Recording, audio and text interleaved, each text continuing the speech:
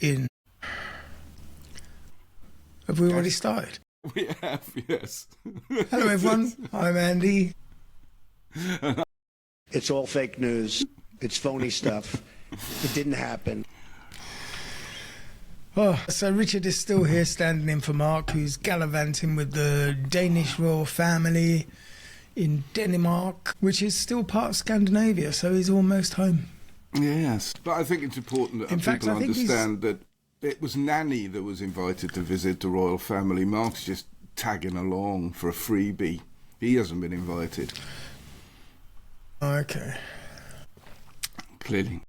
I mean, I have to say, last time I was invited to a royal party, it wasn't fucking pretty. What royal party were you invited to? Well, invited might be a stretch, but I did find myself in the royal gig. No, I did find myself in the royal box at Wembley watching Michael Jackson in the, was it the Dangerous or the Thriller tour many years ago?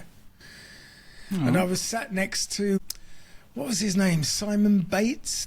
Was that the DJ from Capital Radio? Yeah. Boring guy, really boring. Yes, yeah. Used to do this Simon Bates.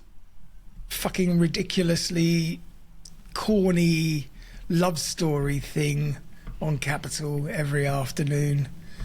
It was awful anyway. Anyway, he was one of my neighbours and there were a couple of other celebs, and I was with my girlfriend at the time and a friend of mine's daughter. I got the tickets from a friend of mine who worked for CBS as an A&R guy.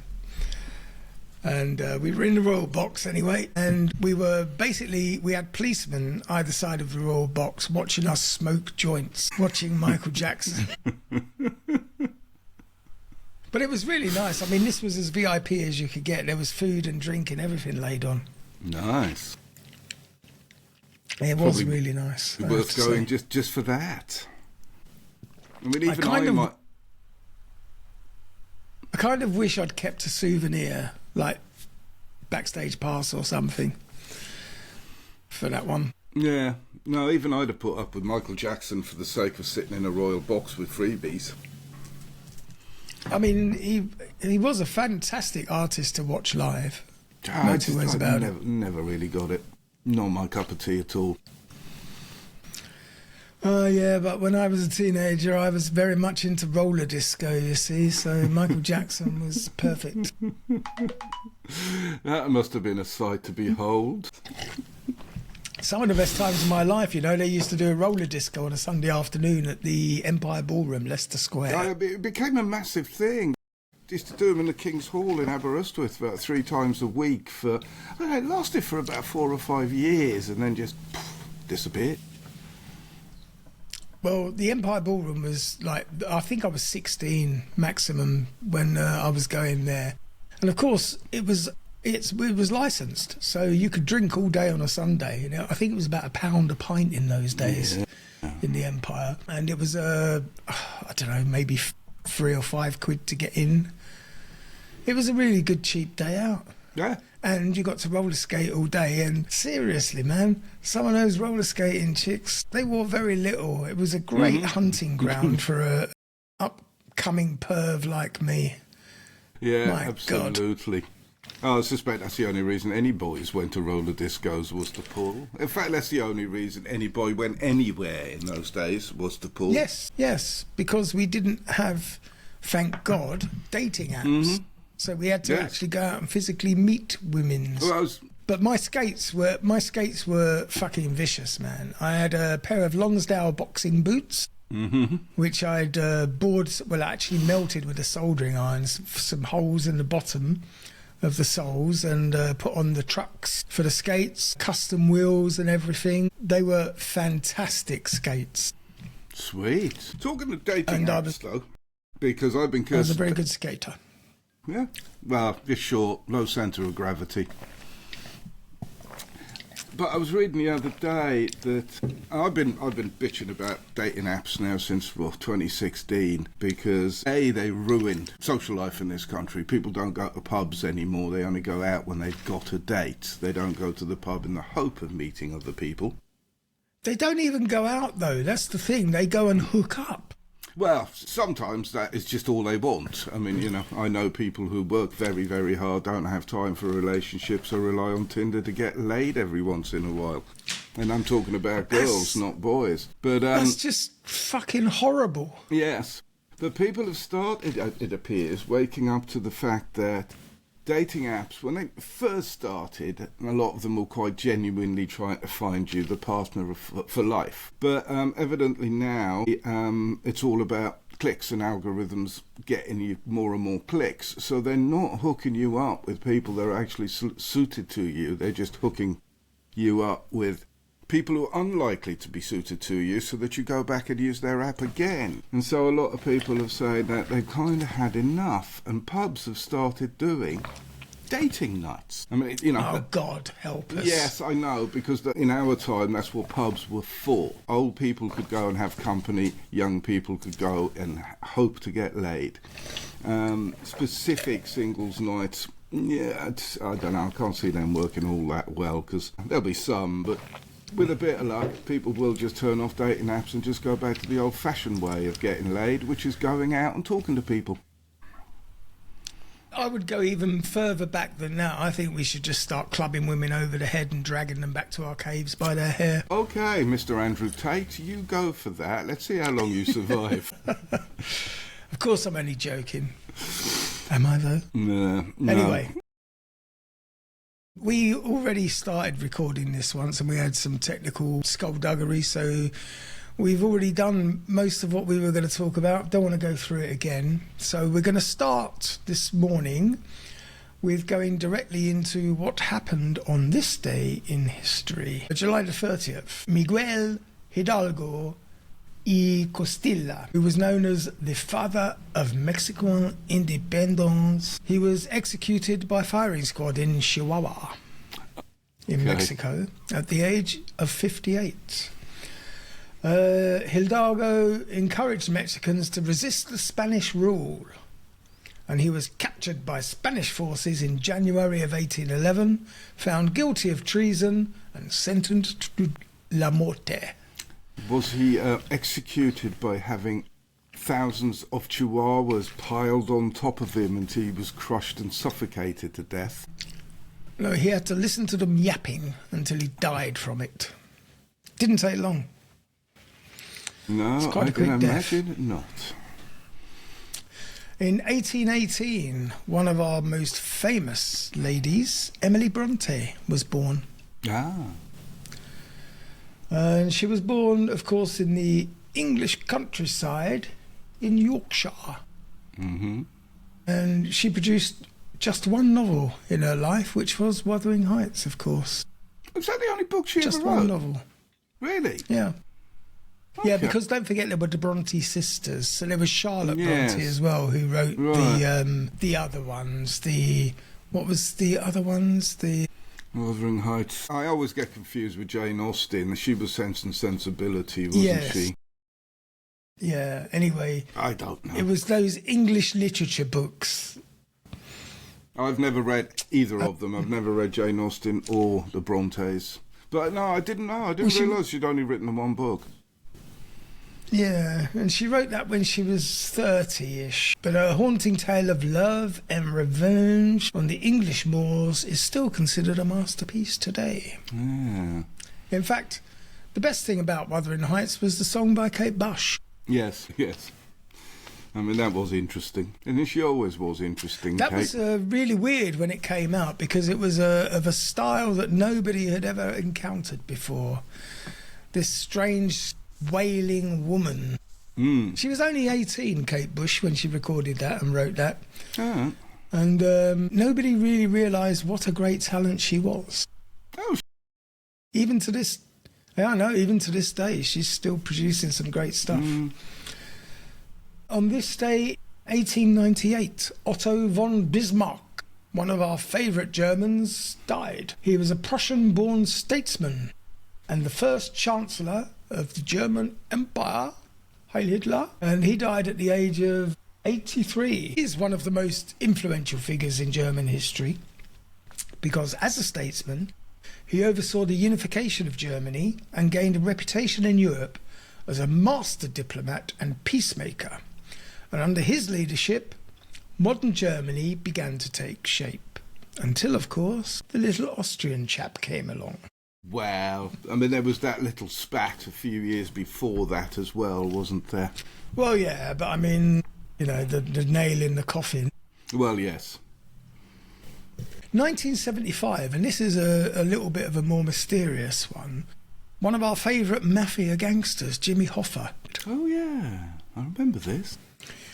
He vanished while he was in the Bloomfield Township in Michigan. The president of the International Brotherhood of Teamsters, i.e. Mafia, Hoffa expanded the power of unions whilst rubbing shoulders, he was doing a lot more than that, with organised crime.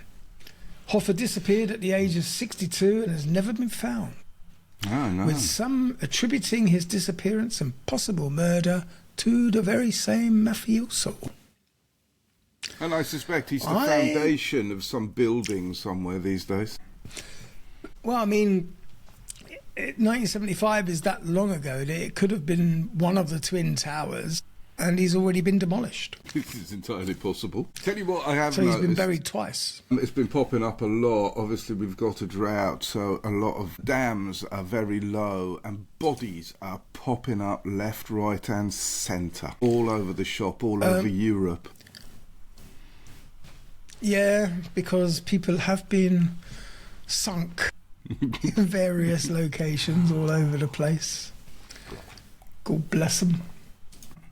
Any other history? Anyway, that was it. That's all that's happened in history, in the entire history ever. On this day. Nothing else. Nothing else. There we go then. Afraid so. But anyway, it brings us to today's subject, because it's got to do with history and it's about reincarnation. Now, we've done reincarnation before, me and Mark, but there's a never-ending supply of reincarnation stories, and some of them just deserve to be mentioned. I don't know how you feel about reincarnation. I'm a skeptic. I used to be Cleopatra. This is the problem that I have. Yes. If someone said, I have memories of a previous life as a prostitute in London, working for 3 coppers and a pint of gin, I would be more inclined to believe you than I was Joan of Arc. Yes. Fuck right off. Yeah. It seems to always be. Because you're not. Joan of Arc, Cleopatra, you're not important Napoleon, now, you never Adolf were. Hitler. Yeah, no, it's funny, isn't it, that only people who used to be famous seem to get reincarnated and remember it. As you say, you know, if I met somebody who said, and could describe to me the life of a chimney sweep in Victorian London, then, as you say, I'd be more inclined to listen. But they're always famous. Yeah, of course. However, there are some reincarnation stories that have more than a grain of what the fuck about them. And I've heard a couple, especially in India, where children are born and they start talking about places they've never been to, and their families actually take them there, and the kid shows them around and then introduces them to people and knows their names, and then he tells them about their life. And it's like, because he used to be a member of that family, but he died tragically or was murdered, and they can't explain it, and it's very accurate. And there's been a study in one particular kid that me and Mark covered, which was quite fascinating. But anyway, we've got 2 stories today, one of which is a really, and the other of which is a young Indian lad. Okay. And I think we'll start with the really, because, well, why not? Yeah. Because throughout history, many people question whether reincarnation can happen, either from generation to generation or across vast amounts of time. And there's a Swedish writer called Barbara Carlein, and she's one of many who believes it exists. And not only that, Carlein has become an international sensation for believing she is the reincarnation of Anne Frank. Oh, okay, that's an interesting choice. Even more incredible is that a member of Anne Frank's actual family came to believe it before he died too. Now, Barbara Carlein was born in Sweden in 1954, and from a young age she felt something was wrong, like she didn't fit into her family. Her parents dismissed her insistence on being called Anne as a typical childhood make-believe antic. But according to Barbara Carlein's website, she soon began asking them where her parents were, and she believed that her birth parents were not her real parents. She would also often ask about the whereabouts of Margot and other people that the family didn't know. So the family had no answers for her. When she was born in 1954, Frank's story was still relatively unknown, as she had died at the Bergen-Belsen concentration camp just 9 years previously. Though Anne Frank's diary was published in Dutch in 1947, English language translation wouldn't become a best-selling book for several more years. And as Barbara got older, her questions about her real family only came faster, and she insisted that she was not Barbara.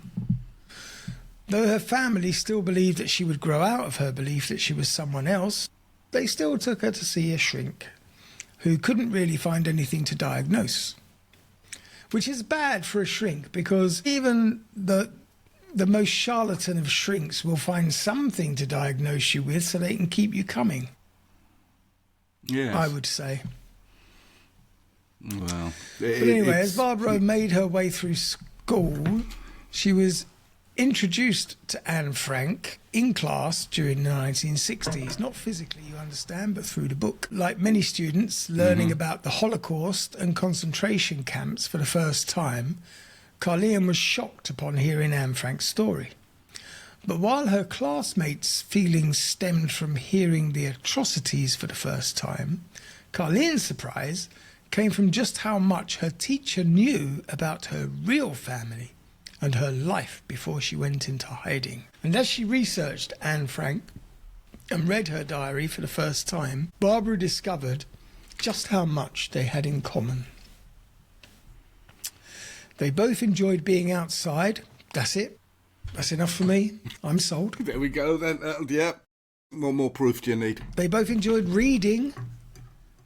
Well, And they wanted just to be so many writers. things in common.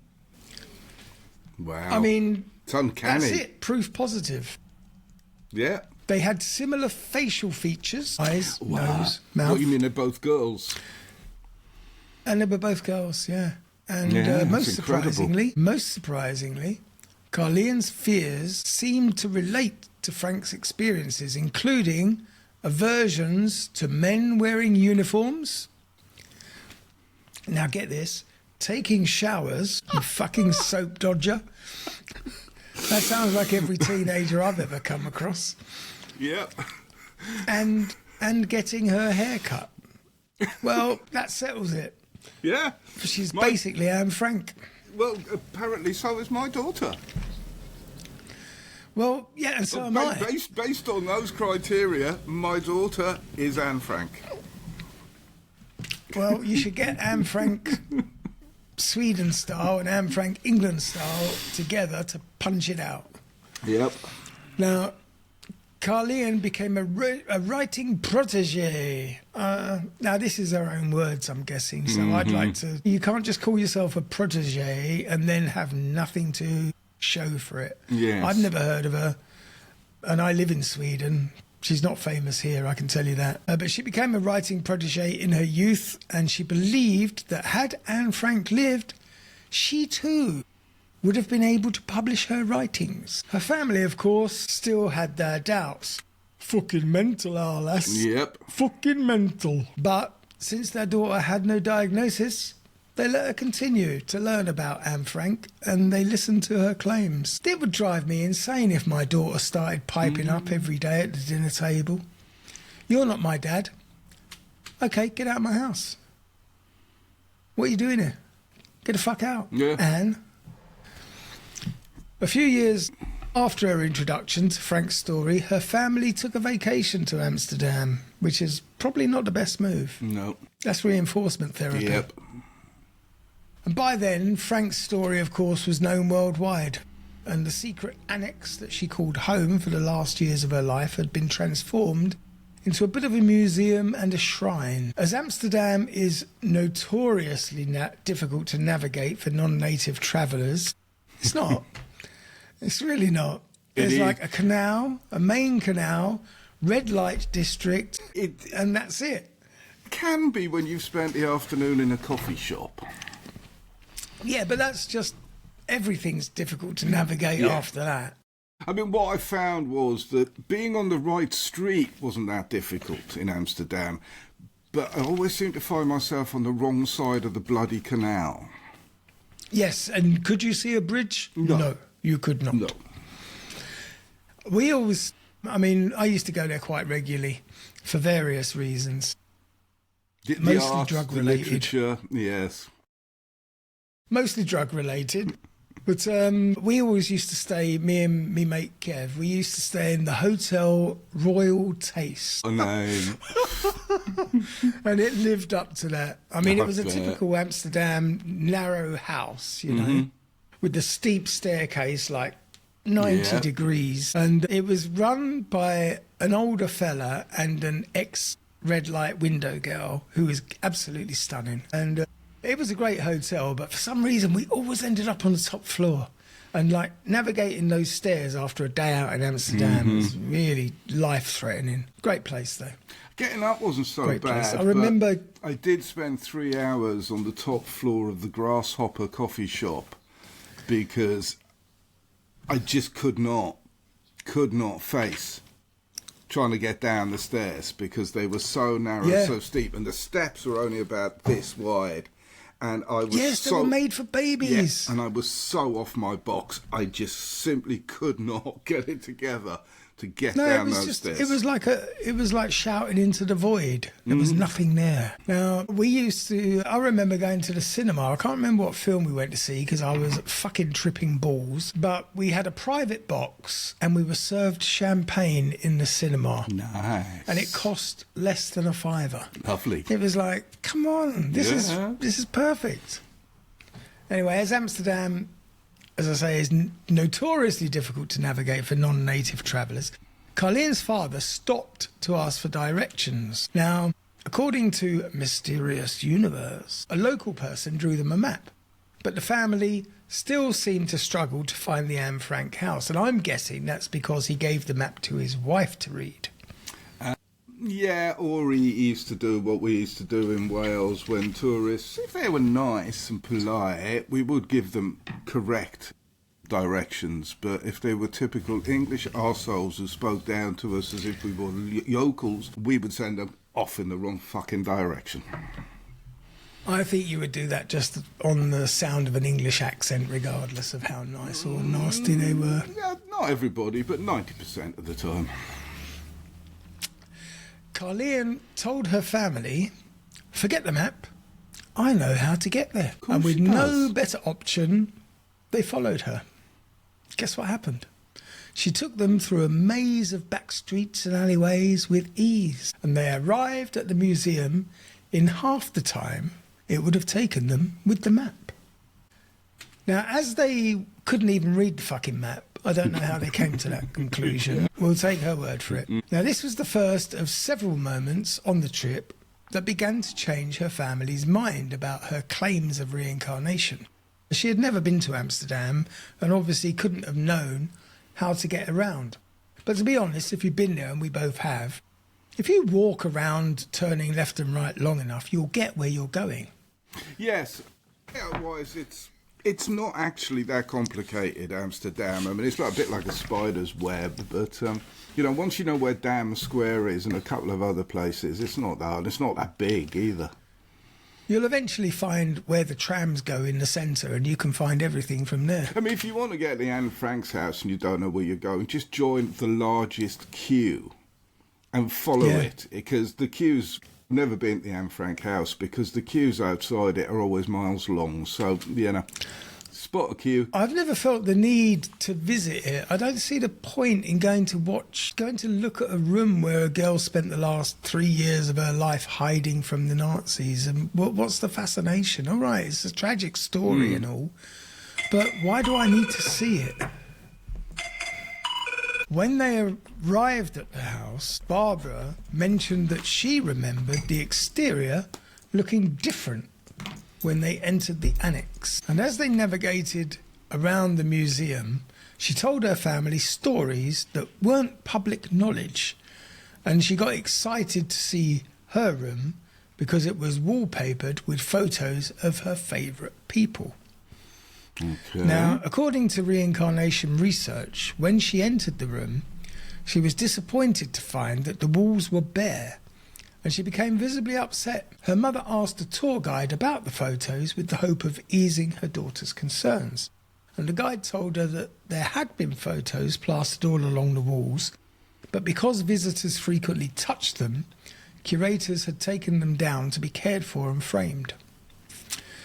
Now, over time, Carleins began to believe everything their daughter said. Now, as an adult, she continued writing and published an account of her reincarnation in 2000 called, and this is a snappy one, "And the Wolves Howled, Fragments of Two Lifetimes." Okay, what's it got to do with wolves? Fuck knows. I mean, it's like Kevin Costner dances with wolves. Yes. Yeah, but at least he made a movie. It reminds me of the time when the young Native American brave walked up to his father and said, "Father, how do we come by our names?" And his father said, "Well, my son, on the day you were born, we take you outside to the full moon in the night, we hold you aloft at the top of the highest point, and we name you after the first thing we see. Why do you ask? Two dogs fucking." That is an old one, but it's still funny. It's an oldie, but it's a classic. Yeah. In fact, I told my daughter, probably a couple of years ago, a slightly cleaner version of it. And she thought it was hysterical. She absolutely howled. It is a good joke. And I don't know how Native Americans feel about it these days, but it is a good joke. Well, I mean, there were Red Indians when I heard it. Yes. Now, Barbara also did several speaking engagements about being Anne Frank, reincarnated, and eventually the buzz around her story got her a meeting with Anne Frank's cousin, a chap called Buddy Elias. Elias, of course, was very sceptical. He didn't tell her who he was, so I don't know how they arranged this meeting without letting her know who she was meeting. But when they met, there was an immediate connection that he said only the family would have. See, this is the sort of bullshit that makes me think, fuck off. Yeah. What are you talking about, an immediate connection? Yeah. I mean, I don't have an immediate connection with members of my own brothers. No. It's like, all right, mate. From their first meeting on, Elias believed Carlein was the reincarnation of his lost cousin until he died in 2015. Now, there's no saying that he ever met his cousin, to be honest. I don't know how close they were. Yeah. I don't know if he ever met her. And Who if he knows? had, it would have met her at an age when they both would have probably been very, very young. So what's Well, there she was to know? 15 when she died. Yeah, exactly. And she was hiding in that house for, 3 years or something like that? 3 years, 2 years, 3 years. So, they probably met when she was under 10.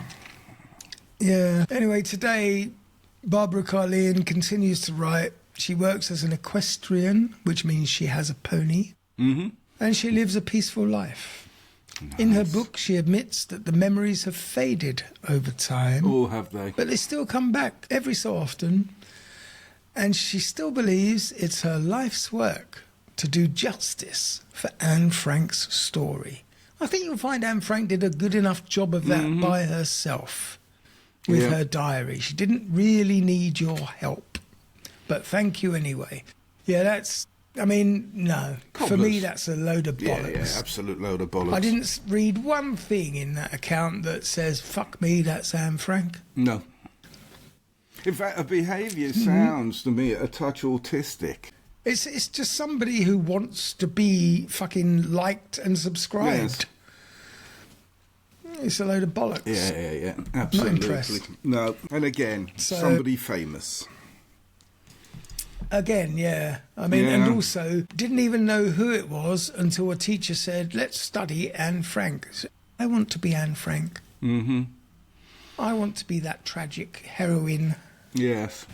You know, it's not as if there was a shortage of young girls that ended up in gas chambers, so she could have been one of many of them.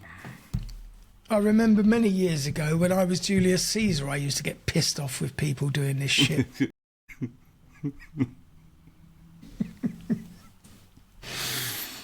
But anyway, we're going to go to my other story now, which is the bizarre story of Titu Singh, the boy who claimed he was the reincarnation of a murder victim.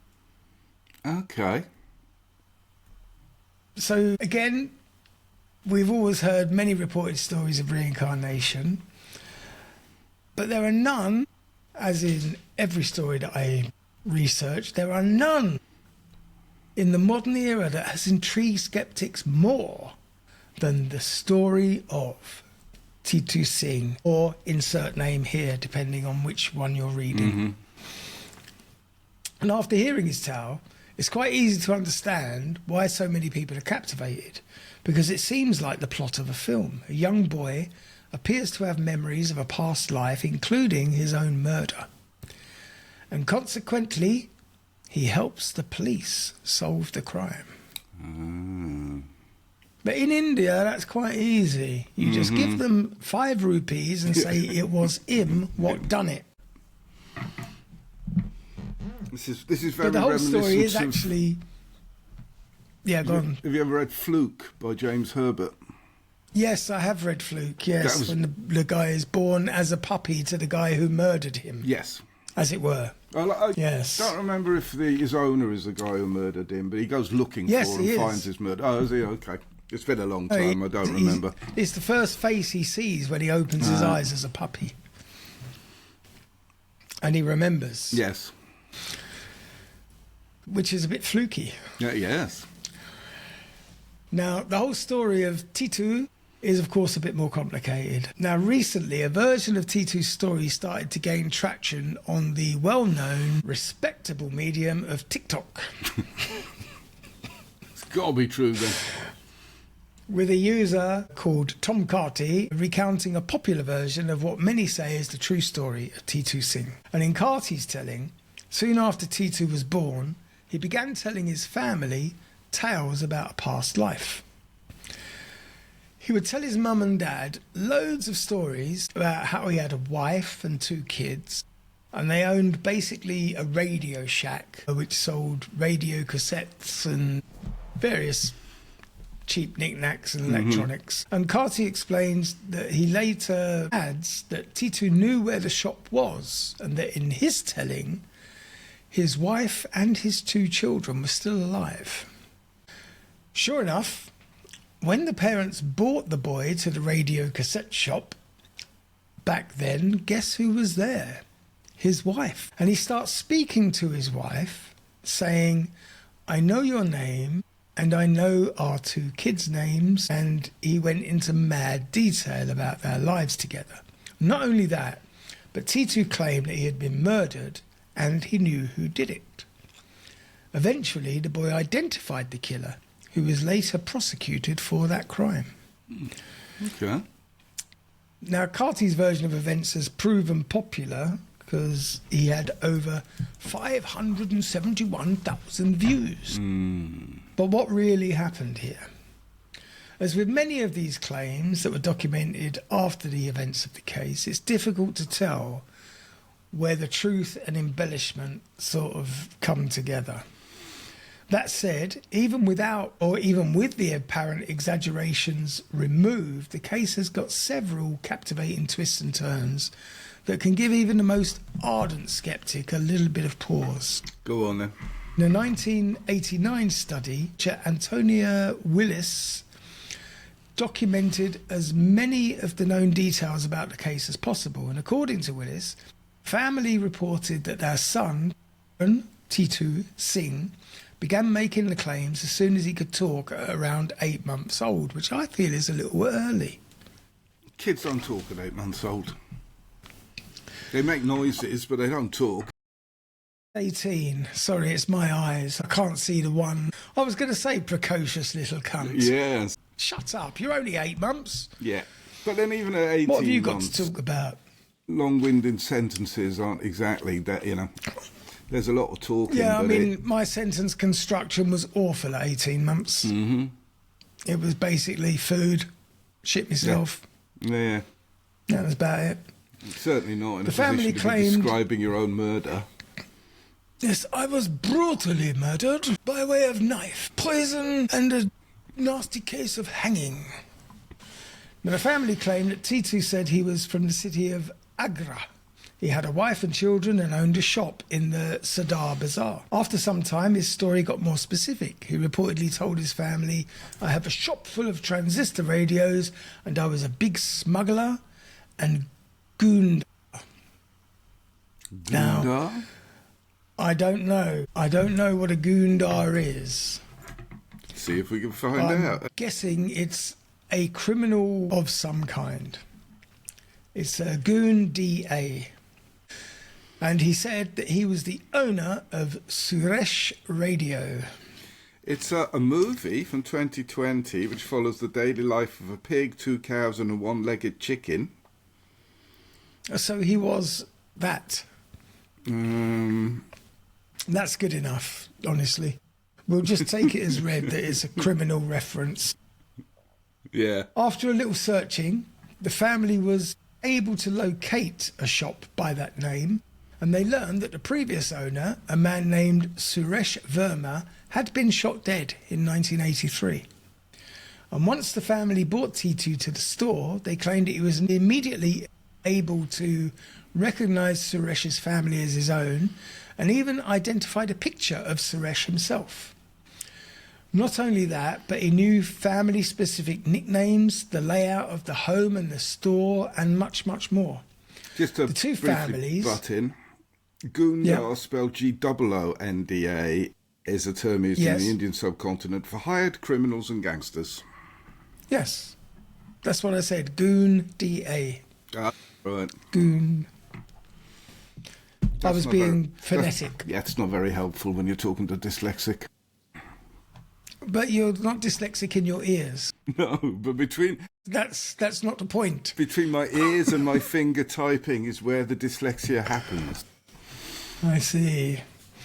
So the two families further reported that the boy shared a similar temperament to Suresh. Well, he would. He's 10, so Yeah. he's probably a angry little fucker. Most astonishingly, Titu reportedly knew that he had been killed via gunshot, although contrary to many online versions of the events, he said that he was unable to identify the attackers. Later reports say his words were used to identify the culprit. So there's no solid evidence that this is the case, but some people are still convinced that Titu was telling the truth. Now, was he really reincarnated? There are countless other details that believers point to indicating that Titu Singh was genuinely the reborn Suresh. For example, 1988 article in India Today reported that there was a birthmark on Titu's head in the exact location where Suresh was shot.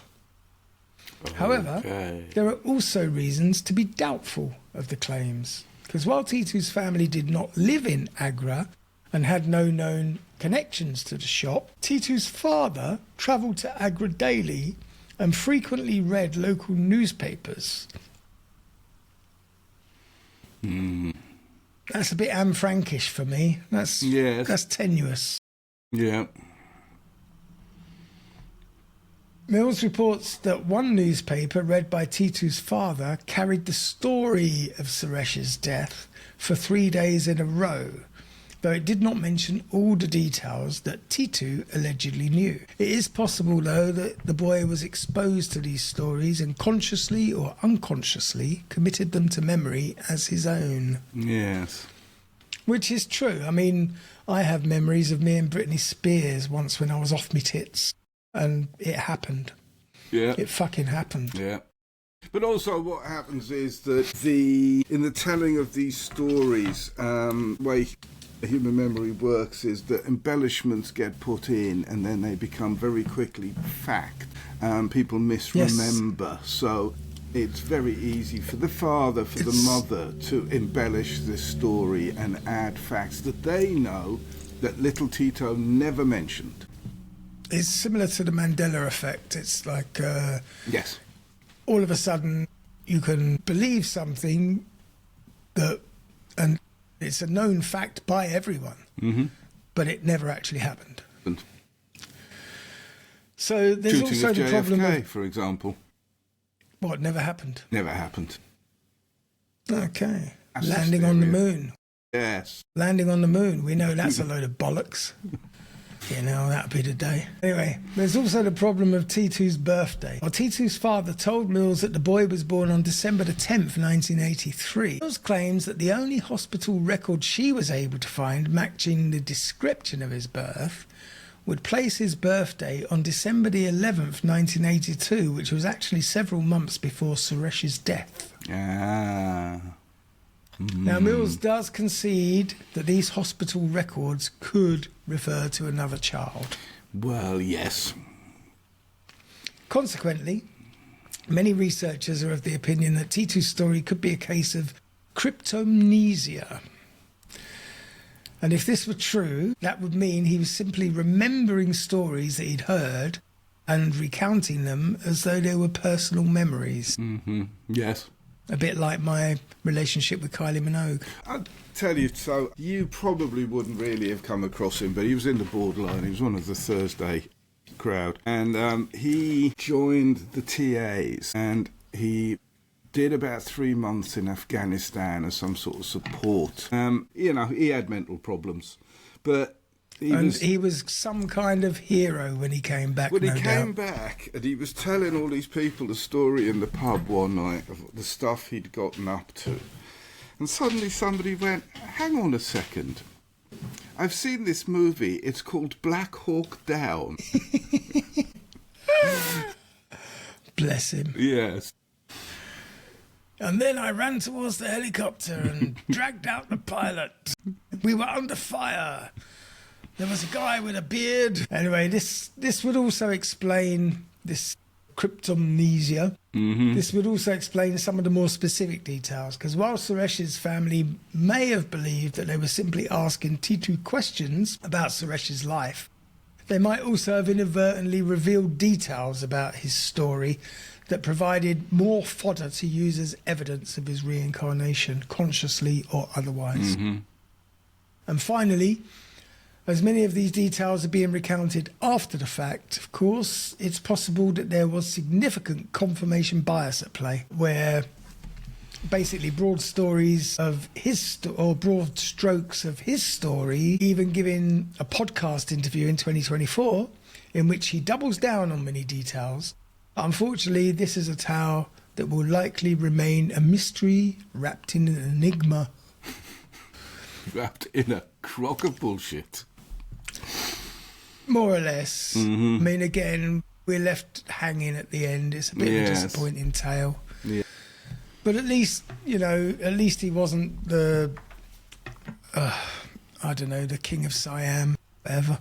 But the Dalai Lama. You see, the whole Dalai Lama thing relies on reincarnation. He dies, a baby is born, they go and kidnap it from its mother, and they say, oh no, he's the new Dalai Lama. Yes, it's our Dalai. Yes. Poor little kid growing up in a life like that. Oh, God, yeah. Through no fault of his own. Yeah. Yeah. One day you'll be friends with King Charles. Fuck off, give me my mum back. Yeah, it's an odd one, the Dalai Lama thing. It's just, what a weird life to have.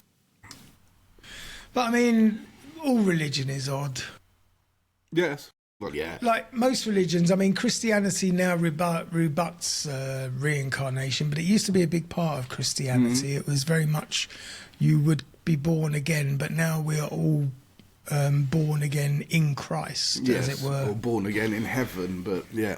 Yeah, but reincarnation used to be a big part of Christianity until we discovered witchcraft. Then we decided to burn everybody instead. Yes. Because you can't come back from a burning. So does that Anyway. negate reincarnation, does it? Well, I mean, it must, obviously. I mean, what's the point of burning a witch if she's going to come back? Yeah, well, this is true, but then... She'll get you. That's revenge, man. That's revenge. Yes, but Matthew Hopkins... You're asking for trouble. Matthew Hopkins was hardly a rational man of science, was he? No. And the guy who thought up the title of Witchfinder General That was also Matthew Hopkins. needs to be accountable. Yeah, Matthew Hopkins. He invented the job. He created the title, invented the job, then went around, stirred up loads of people who paid him to burn any old annoying old lady in the village that they were pissed off with. It was much worse than that. You basically had fathers and brothers with pitchforks herding their sisters and mother towards a pyre where they could be burned. Well, because they were witches. I've met some people's sisters and mothers, and sometimes you can see why that would happen. That still happens today in Sweden, and I like to think that I'm responsible for some of these witches. I'm sure you probably are. But then you see, you're living proof that voodoo dolls are a crock of shit. Yes. Because I would be in permanent agony. It would be, yes. Yes, if it was real, I would. Your life would have been a misery for a very long time. Fucking decades. Yep. Anyway, this unfortunately brings us to the end of this disappointing episode.